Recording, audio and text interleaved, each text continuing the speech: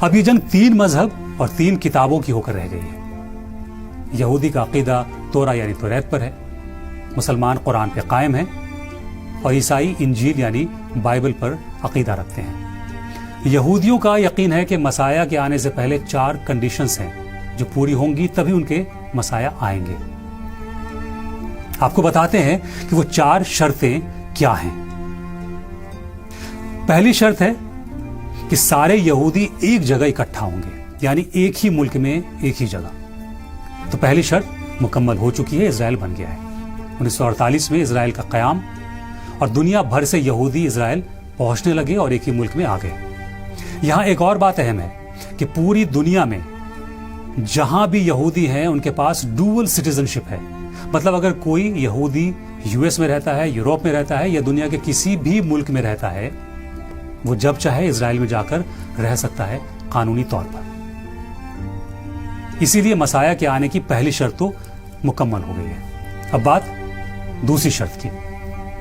یروشلم یہودی کے اختیار میں ہو، ان کے کنٹرول میں ہو، تو وہ بھی ہو گیا۔ آج یروشلم پوری طرح اسرائیل یعنی یہودیوں کے قبضے میں ہے۔ 1967 میں یروشلم کو پوری طرح سے قبضہ کر لیا تھا اسرائیل نے، اور وہ اسرائیل کو اپنی راجدھانی بھی مانتے ہیں۔ یہ الگ بات ہے کہ انٹرنیشنلی مانیتا نہیں ملی ہے۔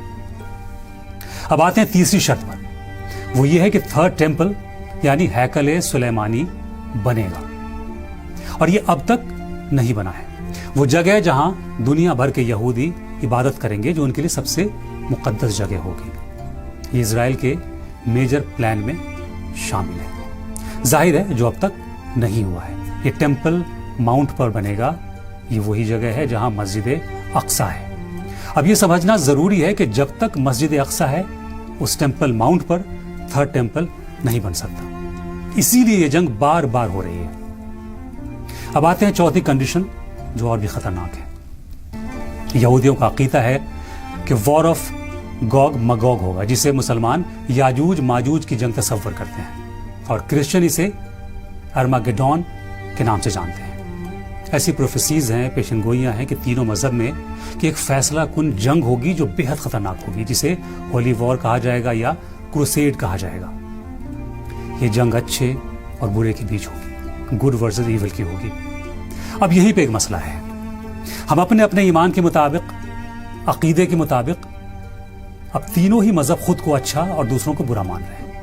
یہودی مانتے ہیں کہ جب تک وار آف گاڈ نہیں ہوگا تب تک ان کے مسیح نہیں آئیں گے، اور اسی عقیدے کی بنیاد پر جنگ کی صورت اور دشمن کی شکل بدلتی رہتی ہے۔ اگر آپ دیکھیں کہ اس وقت اسرائیل کے سامنے کون ہے وہ دشمن جو ان کے اور مسیح کے بیچ ہے، تو وہ ہے ایران، کیونکہ جب تک ایران کو فلسطین کی حمایت حاصل ہے تب تک 3rd ٹیمپل کی تعمیر مشکل ہے۔ اب سوال یہ ہے کہ مسیح اور حضرت عیسیٰ علیہ السلام آئیں گے کہاں؟ تو پروفیسیز یعنی پیشن گوئیوں کے مطابق وہ جگہ ہوگی یروشلم۔